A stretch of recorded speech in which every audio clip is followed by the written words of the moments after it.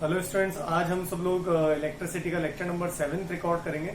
Lecture number 6 में हम लोगों ने जो लास्ट टॉपिक जो हमने छोड़ा था वो ये था कि रेजिस्टेंस किन फैक्टर्स पर डिपेंड करता है।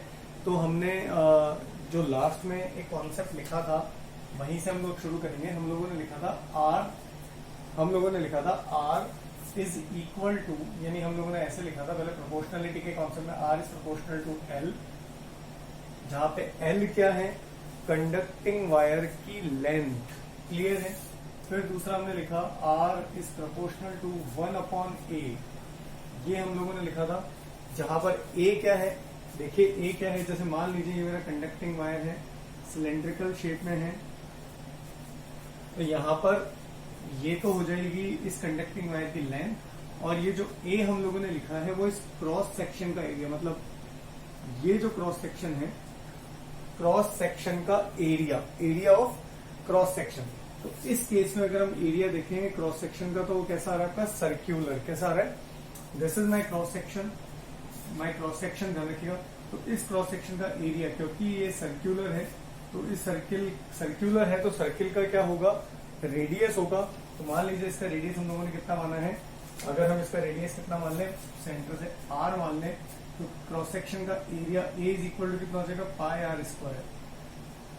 क्लियर है। तो A क्या है, जो कंडक्टिंग वायर है उसका एरिया ऑफ क्रॉस सेक्शन। जैसे मान लीजिए मैं इस मार्कर की बात करूं, और इस मार्कर को अगर हम ढंग से देखें तो इस सिलेंड्रिकल शेप का मार्कर है। अब इसका ये वाला जो आपको जो फ्रंट वाला जो पार्ट दिख रहा है वो क्या कहलाएगा, इसका क्रॉस सेक्शन। तो ये आपको कैसा दिख रहा है, सर्क्यूलर, और सर्किल का एरिया क्या होता है, πr²।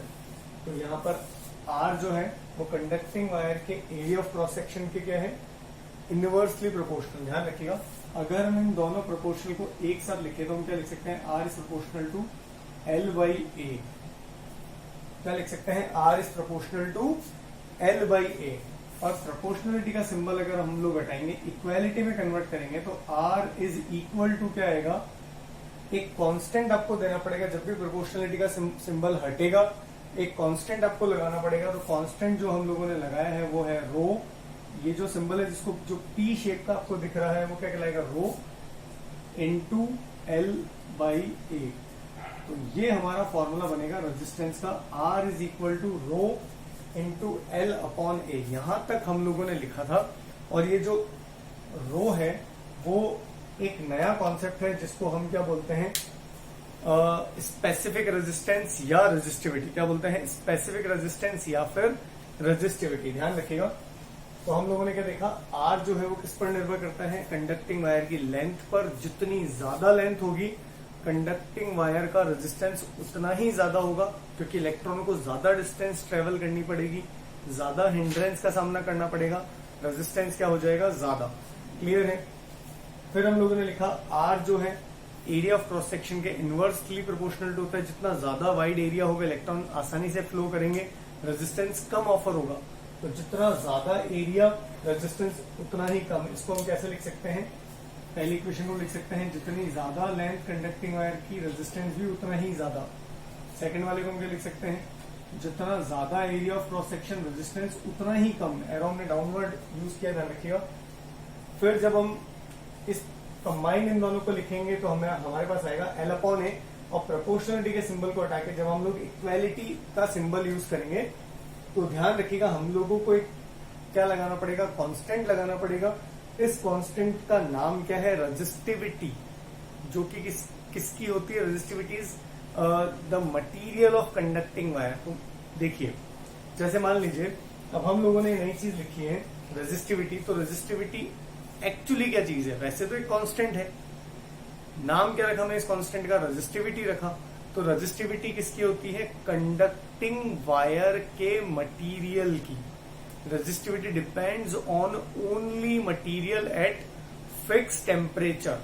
ये बहुत इंपॉर्टेंट लाइन मैंने आपको बोली है कि जो रेजिस्टिविटी है वो कंडक्टिंग वायर के मटेरियल की प्रॉपर्टी होती है, और किस पर निर्भर करती है, केवल चेंज कब हो सकती है, जब आप टेम्परेचर को बदलें। अदरवाइज रेजिस्टिविटी केवल मटेरियल पर निर्भर करती है। जैसे मैं क्या कहना चाह रहा हूं उसका एक एग्जांपल देखिए। मान लीजिए मेरे पास में 2 कॉपर के वायर हैं, क्या है, 2 कॉपर के वायर हैं। अब क्योंकि दोनों कॉपर के बने हुए हैं तो ध्यान रखिएगा इनकी रेजिस्टिविटी क्या होगी, सेम, क्योंकि resistivity depends only on material. तो ये भी कॉपर का बना है, ये भी कॉपर का बना है, तो क्योंकि दोनों का मटेरियल सेम है रेजिस्टिविटी वुड बी सेम। ध्यान रखिएगा rho would be same for both these 2 conducting wire. लेकिन अगर मान लीजिए ये जो वायर है, मान लीजिए ये हमारा किस शेप का है, क्यूबिक शेप का है, और ये सिलेंड्रिकल शेप का है, ध्यान रखिएगा, तो रेजिस्टेंस दोनों का अलग होगा। मैं रिपीट करता हूं, मैंने क्या बोला, वापस देखिएगा। 2 वायर हैं, दोनों का मटेरियल सेम है, दोनों मान लीजिए एल्यूमिनियम के बने हुए हैं, तो क्योंकि दोनों एल्यूमिनियम के बने हुए हैं, दोनों का मटेरियल सेम है, तो दोनों की रेजिस्टिविटी क्या होगी, सेम। क्लियर है। लेकिन रेजिस्टेंस सेम हो ये जरूरी नहीं है, क्योंकि रेजिस्टेंस किस पर निर्भर करता है, शेप पर भी निर्भर करता है। तो मान लीजिए ये मेरा सिलेंड्रिकल है, दिख रहा है, और ये मेरा अज्यूम कर लीजिए ये किसका बना हुआ है, क्यूबॉइड शेप का बना है, तो इन दोनों का मटेरियल सेम होने के कारण resistivity would be same but resistance would not be same, because resistance depends on, resistance यानी R depends on shape. Clear है। तो बहुत अच्छे से दिमाग में बात सेट कर लें। रो जो होता है रेजिस्टिविटी, ये जो रो है, ये जो सिंबल हम लोगों ने लिखा है पी, इसको हम क्या बोलेंगे, रो। ध्यान रखिए। और ये क्या कहलाती है, रेजिस्टिविटी, जो कि किस पर निर्भर करती है, only depends on material, only depends on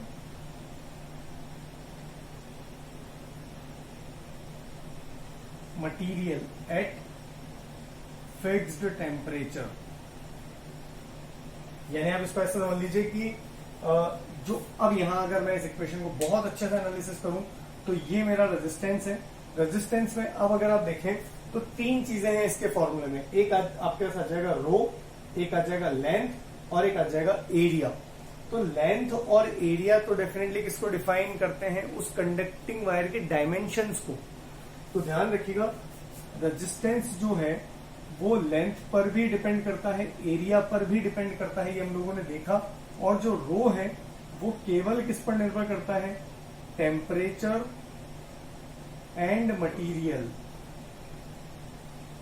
temperature and material. तो ध्यान रखिएगा आर जो है एल पर निर्भर कर रहा है, ए पे निर्भर कर रहा है, और रेजिस्टिविटी जो रो है वो केवल टेम्परेचर और मटेरियल पे डिपेंड कर रही है। तो अगर हम इसका कंबाइन फॉर्म देखें तो आर 4 बातों पर निर्भर करेगा, टेम्परेचर पर, मटेरियल पर, लेंथ पर और एरिया पर। पिछले लेक्चर में मैंने आपको ये लास्ट में जाके समझाया था, ध्यान रखिएगा। तो क्यों निर्भर करता है वो मैंने आपको बताया, क्योंकि आर का फॉर्मूला जब हम लोग बहुत अच्छे से देखते हैं तो क्या निकल के आता है, रो इंटू एल अपॉन ए। तो एल पर निर्भर कर रहा है, साफ दिख रहा है, ए पर निर्भर कर रहा है, क्लियर दिख रहा है हम लोगों को, और रो खुद जो है वो किस पर निर्भर करता है, टेम्परेचर पर, और मटेरियल किससे बना है। मान लीजिए 2 वायर, दोनों एक एल्यूमिनियम का बना है, एक कॉपर का बना है, तो क्या दोनों की रेजिस्टिविटी सेम होगी, नहीं होगी, क्योंकि मटेरियल अलग अलग है, ध्यान रखिएगा। क्लियर है। तो रो किस पर निर्भर करता है, टेम्परेचर पे, मटेरियल पे। अगर आपसे ये पूछा जाए रो किस पर निर्भर करता है, only 2 things, temperature and material. Resistance किस पर निर्भर करता है, 4 बातों पर, टेम्परेचर, मटीरियल, लेंथ और एरिया। यहां तक आपको ये क्लियर हो जाना चाहिए।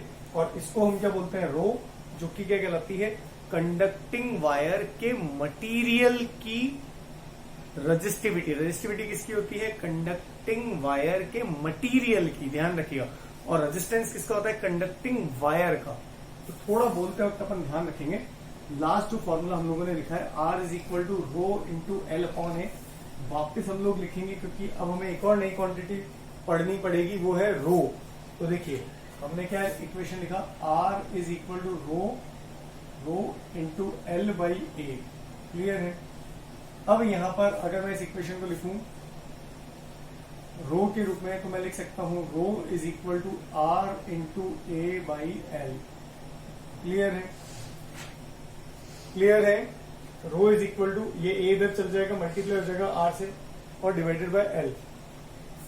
तो ये हमारा रेजिस्टिविटी का मैथमेटिकल एक्सप्रेशन आ गया, ध्यान रखिएगा। अब हमको क्या निकालनी है, मान लीजिए आपको ऐसा यूनिट निकालनी है रो की, तो टू फाइंड आउट ऐसा यूनिट निकाल सकते हैं। टू फाइंड आउट ये हम हर बार करते हैं, जो भी नई चीज पढ़ते हैं उसकी हम लोग ऐसा यूनिट निकालते हैं। देखिएगा, टू फाइंड आउट ऐसा यूनिट ऑफ रो, जिसको हम क्या बोलते हैं, रेजिस्टिविटी, स्पेसिफिक रेजिस्टेंस, नाम याद रखिएगा, रेजिस्टिविटी और स्पेसिफिक रेजिस्टेंस क्या हो जाएगा आपको। अब रो का फॉर्मूला किस पे निर्भर कर रहा है, आर पे, तो आर का ऐसा यूनिट आप जानते हैं क्या होता है, ओम, ये हम पढ़ चुके हैं, जिसका सिंबल क्या है, ओमेगा, इनटू एरिया का ऐसा यूनिट क्या है, मीटर स्क्वायर, और लेंथ का ऐसा यूनिट क्या है, मीटर। तो मीटर से मीटर क्या हो जाएगा, कैंसिल, तो रो का ऐसा यूनिट क्या हो जाएगा, ओम इंटू मीटर, ये ध्यान रखिएगा। ऐसा यूनिट ऑफ रेजिस्टिविटी क्या हो जाएगा, ओम इंटू मीटर। कोई भी पूछा आपसे, रेजिस्टेंस का ऐसा यूनिट क्या है, ओम, और रेजिस्टिविटी का ऐसा यूनिट क्या है, ओम इंटू मीटर। क्या ध्यान रखेंगे, ओम इंटू मीटर। क्लियर है? तो ये यहां तक आपको क्लियर हुआ। अब इसके अंदर एक और क्वेश्चन जो आपसे बोर्ड में 1 मार्क्स में पूछ सकते हैं, इसी इक्वेशन पर बेस्ड है, आपसे ये पूछ सकते हैं। देखिए, हमने क्या पढ़ा, ऐसा यूनिट क्या हो जाएगा रो का, ओम इंटू मीटर, ये ध्यान रखिएगा, जो कि हमने इस इक्वेशन से निकाला है, बहुत आसान है। अब आपसे ये पूछ सकते हैं कि जो रेजिस्टिविटी है उसका डेफिनेशन क्या होगा। To define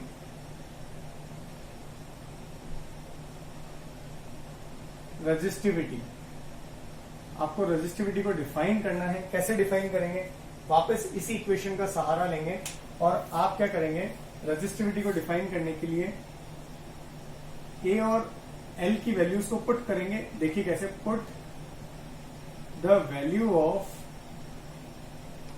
a is equal to 1 metre square and L is equal to 1 metre. इसमें इन इक्वेशन नंबर सेकेंड,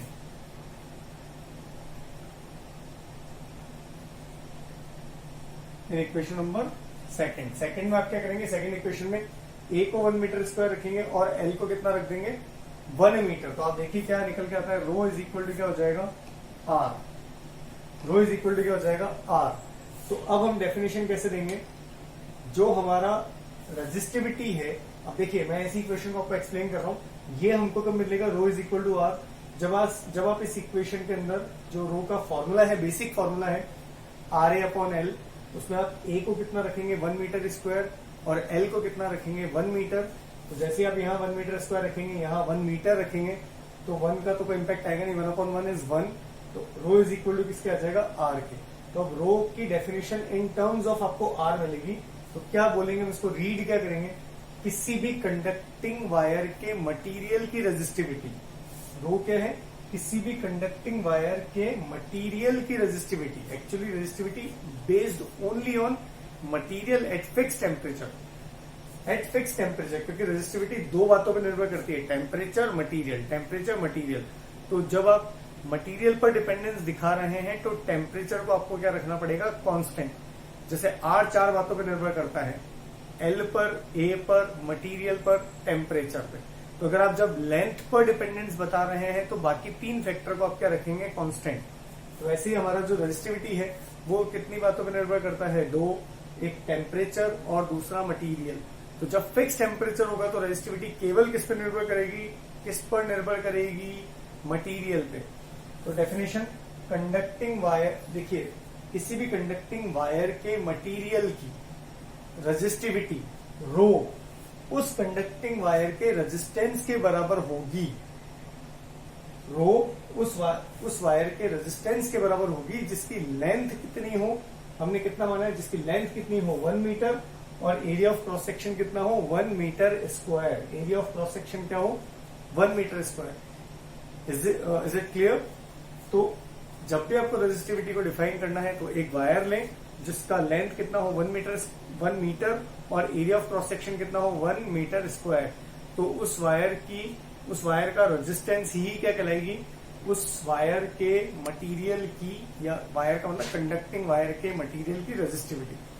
तो ये आपको नोट्स में लिखना है, नोट करना है, ध्यान रखिएगा। तो यहां तक हम लोगों ने रेजिस्टिविटी को फॉर्मूला देखा, उसका ऐसा यूनिट देखा, डेफिनेशन देखी। अब हम देखिए बहुत इंपॉर्टेंट जो कॉन्सेप्ट है कि रेजिस्टिविटी और रेजिस्टेंस कि टेम्परेचर पे डिपेंडेंस क्या है, तो वो देखेंगे, बहुत इंपॉर्टेंट है, देखिएगा कैसे निर्भर करता है, इंपॉर्टेंट टॉपिक है, हम जानने की कोशिश करते हैं। देखिए अब अगर आपसे कोई पूछे तो आर कितनी बातों पर निर्भर करता है, 4। एक तो लेंथ जो कि आपको आ गया, दूसरा एरिया कैसे डिपेंड करता है आपको पता है, तीसरा है मटेरियल, मटेरियल पे कैसे डिपेंड करता है आपको समझाता हूं, ध्यान रखिएगा, और चौथा क्या है, टेम्परेचर। क्लियर है। जबकि अगर हम रजिस्टिविटी की बात करें जो कि रो होती है, वो केवल 2 फैक्टर्स पे डिपेंड करती है, एक मटेरियल और दूसरा टेम्परेचर। यानी हम बोल सकते हैं आर में जो 2 फैक्टर आए हैं वो रो के कारण ही आए हैं, इसमें कोई डाउट नहीं है। तो ये जो दोनों फैक्टर हैं वो आर और रो दोनों को एक जैसा प्रभावित करेंगे, क्योंकि आर के फॉर्मूले में खुद में रो है, तो रो 2 बातों पर निर्भर करता है और ये दोनों बातें हमने आर में भी लिखी है, ध्यान रखिएगा। अब मटेरियल पे निर्भर कैसे करती हैं, जैसे मान लीजिए मेरे पास में कॉपर का वायर है और एक मेरे पास में एल्यूमिनियम का वायर है, ध्यान रखिएगा, तो दोनों का मटेरियल अलग अलग है। तो मटेरियल अलग अलग है का मतलब क्या है कि हमने ये चीज देखी है कि दोनों मेटल है, पहली चीज दोनों मेटल है, ये एल्यूमिनियम का है, ये मान लीजिए हमारा कॉपर का है, तो दोनों का जो मटेरियल है अलग है। अलग किस टर्म में है, क्योंकि हो सकता है रूम टेम्परेचर में इसके पास फ्री इलेक्ट्रॉन ज्यादा हो और इसके पास फ्री इलेक्ट्रॉन कम हो, तो जितने ज्यादा फ्री इलेक्ट्रॉन होंगे तो डेफिनेटली जो रेजिस्टेंस है, जो उसमें फ्लो होने वाली करंट है, उसका अमाउंट भी क्या करेगा, वेरी कर सकता है, डेफिनेटली करेगा, क्योंकि करंट क्या होती है, rate of flow of free electrons, जो कि ड्रिफ्ट में मोशन करेंगे, तो हो सकता है किसी में ज्यादा इलेक्ट्रॉन हो फ्री और किसी में कम इलेक्ट्रॉन फ्री हो। दोनों मेटल्स हैं, उसमें कोई डाउट नहीं है, बट कुछ मेटल में ज्यादा फ्री इलेक्ट्रॉन होते हैं और कुछ मेटल में कम फ्री इलेक्ट्रॉन होते हैं, ध्यान रखिएगा। तो मटेरियल का मतलब हमारा ये है। और टेम्परेचर कैसे देखे, टेम्परेचर का प्रभाव क्या पड़ता है रेजिस्टेंस ऑब्लिक रेजिस्टिविटी पे, दोनों पे एक इम्पैक्ट आएगा। कैसे आएगा तो वो देखिए आप, देखिए अब हमको क्या देखना है, टेम्परेचर का प्रभाव, यानी how resistance and resistivity affected by temperature. Clear है। तो इसको समझने से पहले आपको ये देखना पड़ेगा कि हम मटेरियल कौन सा ले रहे हैं। मटेरियल का मेरा मतलब क्या है, आपके पास में हो सकता है मेटल हो, जिसको हम क्या बोलते हैं, कंडक्टर। क्लियर है। आपके पास में हो सकता है सेमीकंडक्टर हो। क्लियर है। और आपके पास में क्या हो सकते हैं, अलॉय। छोटा छोटा सा अपन इसका आइडिया लेके जाते हैं, ध्यान रखिएगा। हमारे पास में मेटल्स हो सकते हैं, देखिए कंडक्टर हम किसको बोलते हैं, मेटल को बोलते हैं, बिल्कुल दिमाग में सेट कर लें। कंडक्टर किसे बोलते हैं, मेटल को। सेमी कंडक्टर आप लोगों ने नहीं पढ़ा है, मैं छोटा सा एक इंट्रोडक्शन दे देता हूँ। सेमी कंडक्टर कौन है, होते, ध्यान रखिएगा, एलिमेंट्स ही हैं, 2 बहुत इंपॉर्टेंट है, सिलिकॉन और जर्मेनियम। जब भी सेमीकंडक्टर की दुनिया की बात हम करते हैं तो उसके बेस कौन है, सिलिकॉन और जर्मेनियम। और अलॉय में हम क्या ले सकते हैं, टंगस्टन ले सकते हैं। और भी जो हमने पढ़ा है, जैसे मान लीजिए हम लोगों ने 9th क्लास में अलॉय पढ़ा था। अलॉय क्या होता है, 2 या 2 से ज्यादा मेटल का मिक्सचर, 2 या 2 से ज्यादा मेटल का मिक्सचर। तो यहां हम क्या ले सकते हैं, टंगस्टन ले सकते हैं। क्लियर है। और कंडक्टर में हमने क्या लिया है, मेटल लिया है, तो मेटल का भी आप एग्जांपल कुछ भी लिख लें, आप कॉपर लिख लें, सिल्वर लिख लें। अब आपको मैं कुछ पॉइंट बता रहा हूं उसको, या एक सिंगल लाइन में इसका आंसर बता रहा हूं कि आप कभी कंफ्यूज ना हो, तो ध्यान रखिएगा। देखिए टेम्परेचर के ऊपर कैसे डिपेंड करता है किसी भी मटेरियल का रेजिस्टेंस और रेजिस्टिविटी, ये डिपेंड करता है कि मटेरियल, किस मटेरियल की बात हम कर रहे हैं। जैसे मान लीजिए मेटल की अगर हम बात करें, मेटल के केस में क्या होगा, अगर टेम्परेचर बढ़ेगा, ये जो मैं लाइन बता रहा हूं उसको बहुत अच्छे से सुनिएगा। अगर हमारा जो मटेरियल है वो कंडक्टर है, कंडक्टर का मतलब मेटल है, और अगर हमने टेम्परेचर बढ़ाया तो उसका रेजिस्टेंस भी क्या होगा, बढ़ेगा। पहले तो अभी बात बिल्कुल दिमाग में सेट कर लें, ध्यान रखिएगा। अगर हमारा मटेरियल क्या है, कंडक्टर है, मेटल है, तो उसके केस में अगर आपने टेम्परेचर राइज अप किया तो रेजिस्टेंस भी क्या होगा, बढ़ेगा। जैसे मान लीजिए ये कॉपर वायर है, क्लियर है, कॉपर क्या होता है, मेटल होता है, इसलिए कंडक्टर कहलाएगा, ध्यान रखिएगा। मान लीजिए अभी रूम टेम्परेचर पे रखा है और अभी टेम्परेचर कितना है, 30 डिग्री सेंटीग्रेड।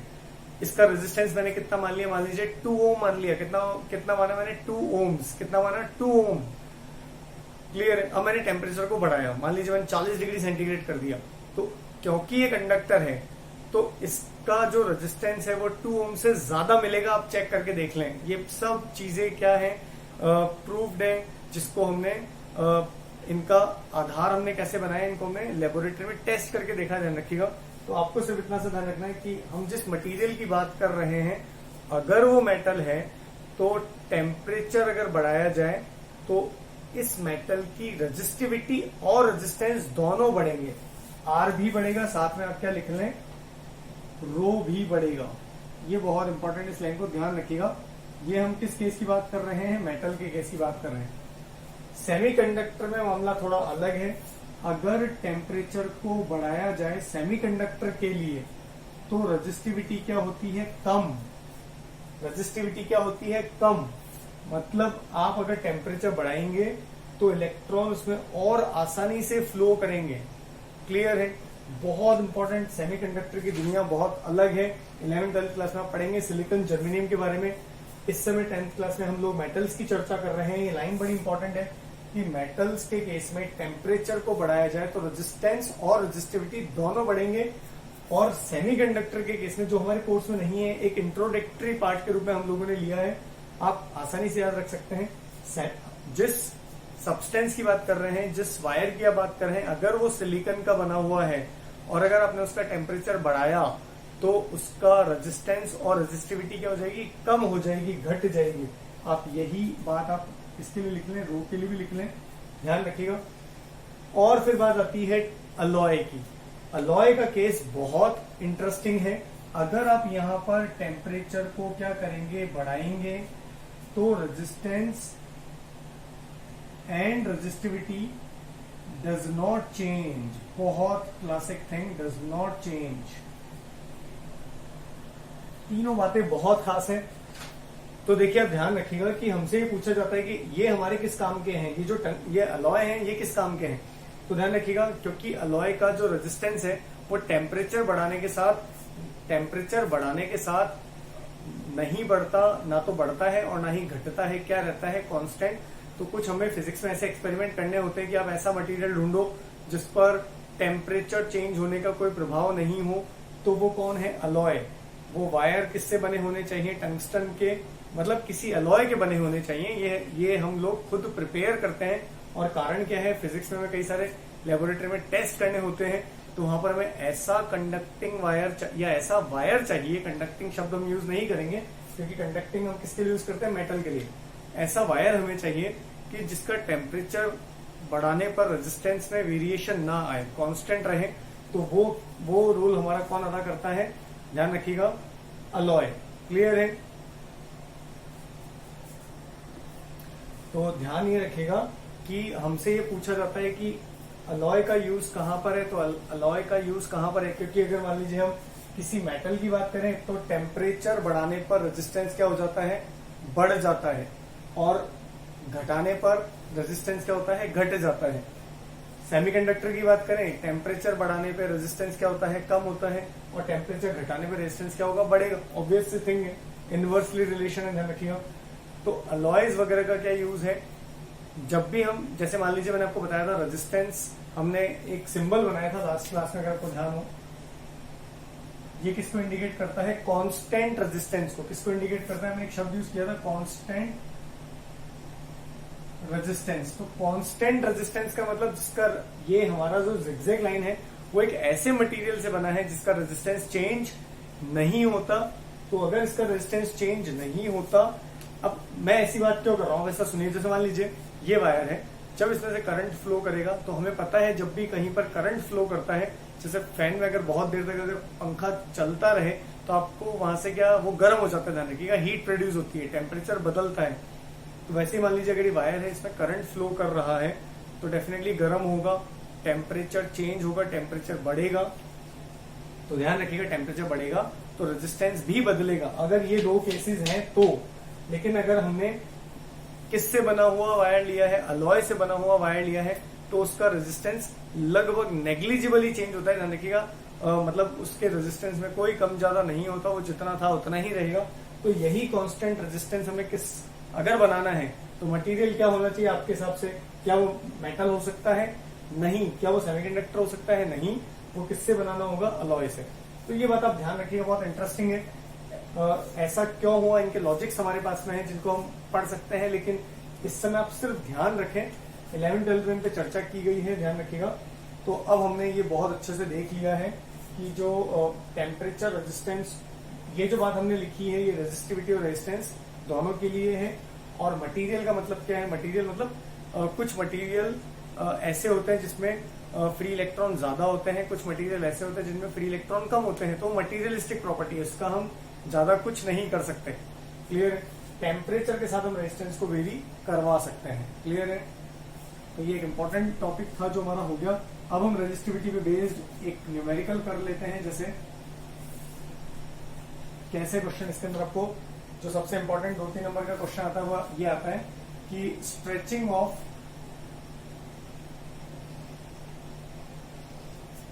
मतलब वायर को खींचकर लंबा कर देना और उसको छोटा कर देना। तो जब हम ऐसा करेंगे तो रेजिस्टिविटी कैसे चेंज होगी, रेजिस्टेंस कैसे चेंज होगा? क्योंकि हम लोगों ने देखा रेजिस्टिविटी तो चेंज नहीं होगी अगर मटेरियल सेम है। तो क्वेश्चन कैसा आएगा कि stretching of wire, stretching of conducting wire, इस पर बेस्ड न्यूमेरिकल अगर आपके पास में देखिए कैसे आपके पास में आ सकते हैं। तो एक क्वेश्चन हम इसका ले लेते हैं। जैसे देखिएगा,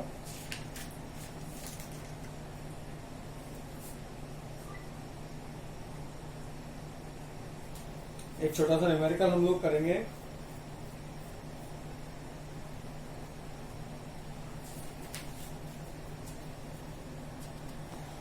एक न्यूमेरिकल हम लोग करेंगे, वो देखिएगा।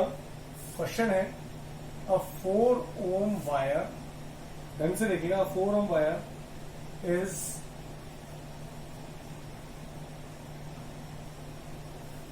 doubled on it. Clear है? Calculate the new resistance of the wire. Calculate the new resistance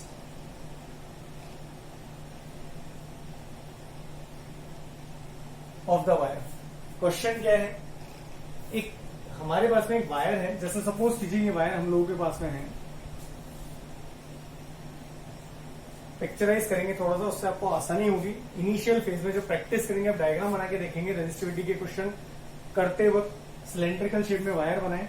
देखिए इस वायर की लेंथ हम कितनी ले लेते हैं? L। इसका एरिया ऑफ क्रॉस सेक्शन कितना ले लेते हैं? A। जब भी हमें रेजिस्टिविटी और रेजिस्टेंस के ये वाले क्वेश्चन आएंगे जिसमें हम लेंथ की बात कर रहे होंगे, ये चीजें बाय डिफॉल्ट पहले से सेट कर लें। लेंथ होगी, एरिया ऑफ क्रॉस सेक्शन होगा, और मान लीजिए हम लोगों ने ये कॉपर का बना हुआ वायर है तो मटेरियल भी सेम है, तो इसकी रेजिस्टिविटी हम लोग क्या ले लेते हैं? रो।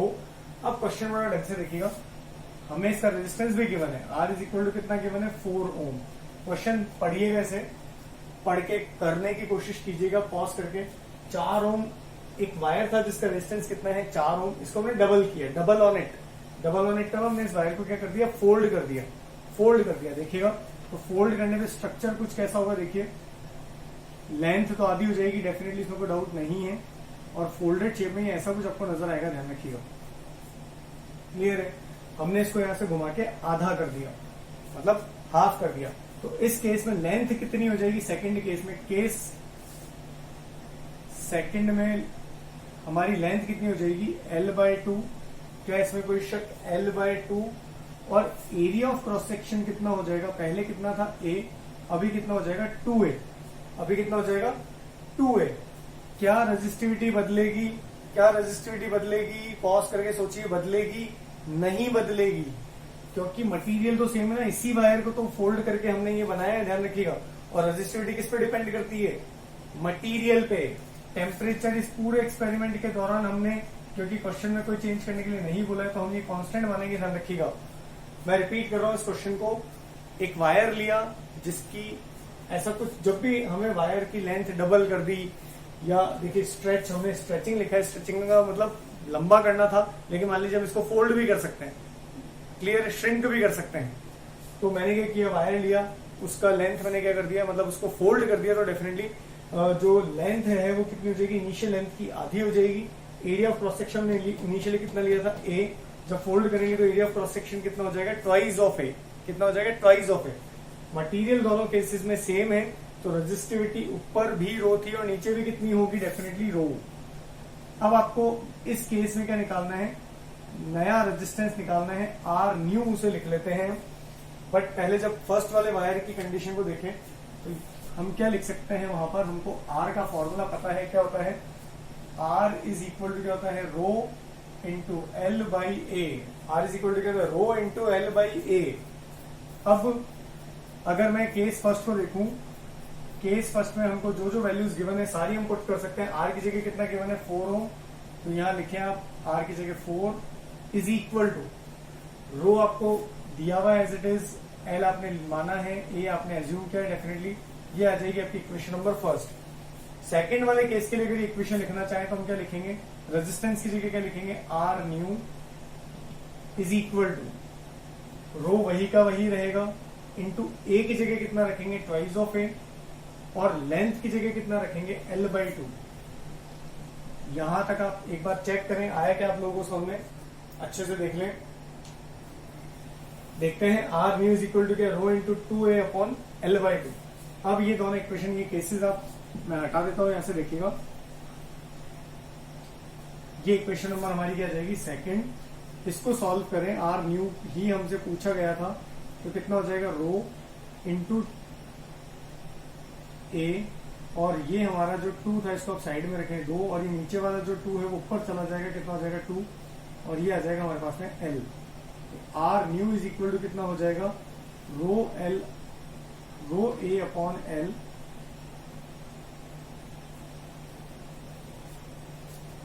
क्या हम लोगों ने सही लिखा है, आर न्यू, थोड़ा सा हम लोगों ने गलत लिखा है। यहाँ पर जो इक्वेशन सेकंड है वहां पर हम लोग लिखेंगे एल बाई 2, क्योंकि लेंथ की जगह तो लेंथ लिखेंगे, और एरिया ऑफ क्रॉस सेक्शन की जगह हम क्या लिखेंगे, ट्वाइस ऑफ ए। तो ये इक्वेशन थोड़ी कैसे बदलेगी देखिएगा, ऐसी गलतियां आप ना करें, कॉन्सेंट्रेट रहें। देखिए, रो इंटू एल अपॉन ये ए यहां पर आ जाएगा, और इंटू 1/4 आपको मिलेगा, क्लियर है। रो एल अपॉन ए की वैल्यू अब इक्वेशन नंबर फर्स्ट से क्या रख सकते हैं, 4। तो R new is equal to कितना हो जाएगा, 4/4। R new is equal to आपको कितना मिलेगा, 1 ohm. So this is the answer. तो जो वायर हम लोगों ने लिया, जिसको हमने क्या किया, फोल्ड किया, तो फोल्ड करने के पहले रेजिस्टेंस कितना था, 4 ओम था। फोल्ड करने का नया रेजिस्टेंस कितना आ रहा है, उस आधे वायर का, उस फोल्डेड वायर का रेजिस्टेंस कितना आ रहा है, 1 ओम। तो ऐसे क्वेश्चंस आपको इस टॉपिक में मिलेंगे। बहुत अच्छे से आप लेक्चर पढ़िएगा, मैं आपको क्वेश्चंस शेयर करूंगा, ध्यान रखिएगा। आज के लिए काफी है।